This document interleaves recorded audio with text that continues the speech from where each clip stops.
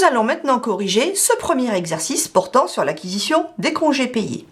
Tout d'abord, dans le premier cas, le salarié était présent sur toute la durée, sur toute la période d'acquisition des congés payés.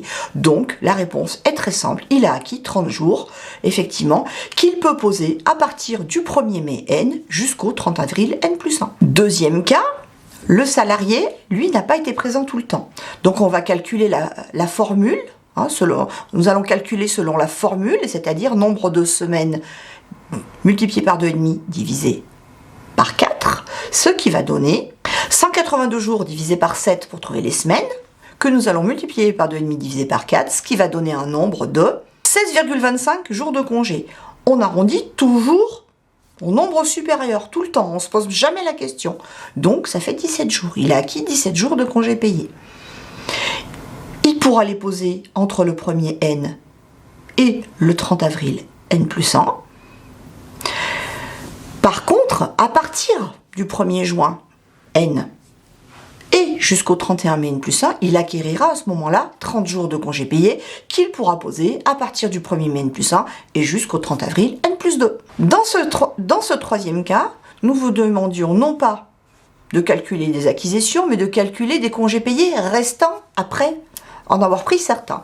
Donc ce salarié, il avait pris combien de jours? Il a pris 28 jours, c'est-à-dire 24 jours plus 4.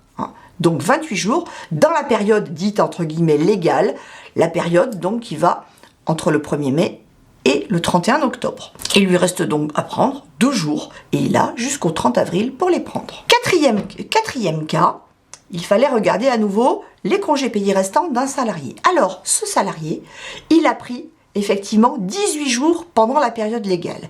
Il a pris 12 jours puis 6 jours, donc ça fait 18 jours en tout. C'est-à-dire qu'à la fin de la période légale, il lui reste 12 jours à prendre, il lui reste 2 semaines. Il lui reste 2 semaines, ce qui signifie que la 4e semaine sera prise en totalité en dehors de la période légale. Et vu qu'elle sera prise en une fois, en période de fin d'année, on vous le dit, donc dans ces cas-là, cela va lui donner lieu à 2 jours de fractionnement. Il l'aurait prise en 2 fois, ça lui aurait donné lieu à un seul. Mais là, il la prend en une fois, donc ça lui donne lieu à 2 jours de fractionnement. Quant à la 5e semaine, il la prendra en février. Cela n'a aucune incidence sur les congés de fractionnement.